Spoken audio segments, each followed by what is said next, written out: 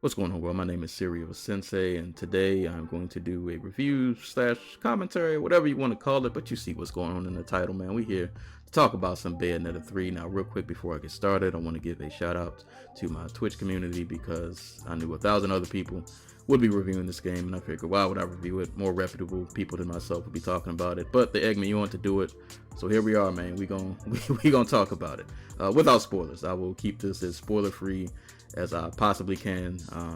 And for this review, we're going to split this into 3 different parts. So I'm going to talk about the combat, the world design, and the overall story and narrative. Now, not to bury the lead, overall, did I think Bayonetta 3 was a good game, great game?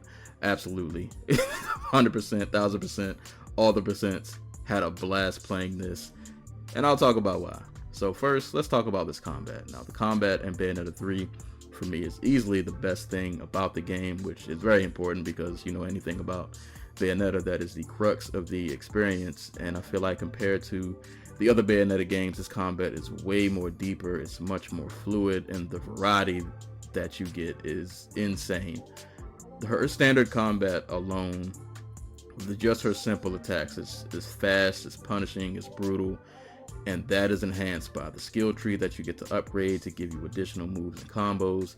And then with each new weapon, that gives you another skill tree, and you get a lot of different kinds of weapons in this game.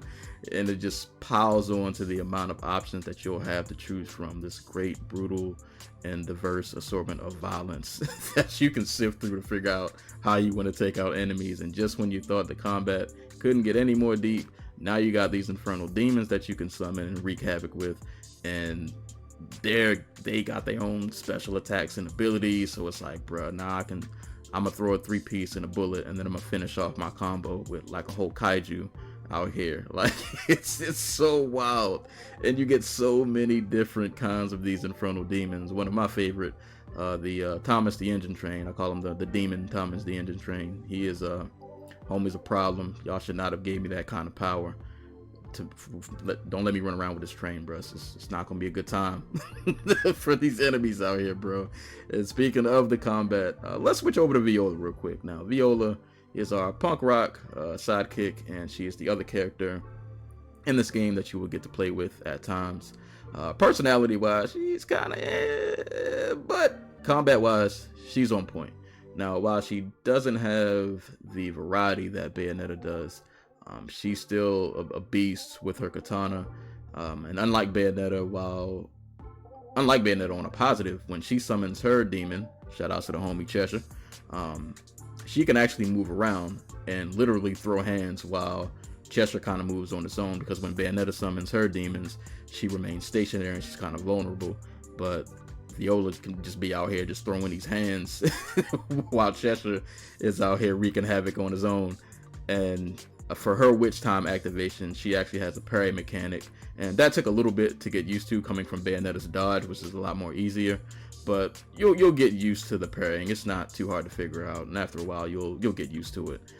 Overall, bro, this combat is some of the best in the series, and it's some of the best combat I've played in a game all year, bro. It's so fluid and just well done. It's amazing. World design. Let's talk about this world design real quick. Now, I was pretty impressed with the world design in Bayonetta 3. It's still mostly a linear experience, but there's enough incentive to walk around and actually explore, collect currency, and find other hidden items and just other things you'll get to see along your travels. I won't spoil it. And traversal in this game is actually really fun because each weapon that you have has its own specific dash mechanic. So you might dash and fly as this little bat looking thing. You might roll around as a train. There's so many options for traversal. It makes the simple things even fun to do.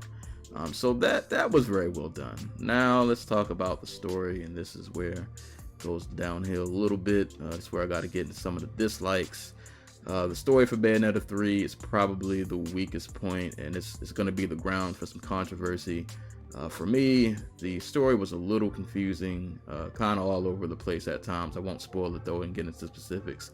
But there were now that I've had time to sit with it, now that I've finished the game, there were some narrative choices that were kind of like, I probably could have explained that a little better, or you know, it was one of those stories that I kind of just had to submit to and not think about it too hard, because I was going to confuse myself if I kept trying to make sense of just some of the choices that they made.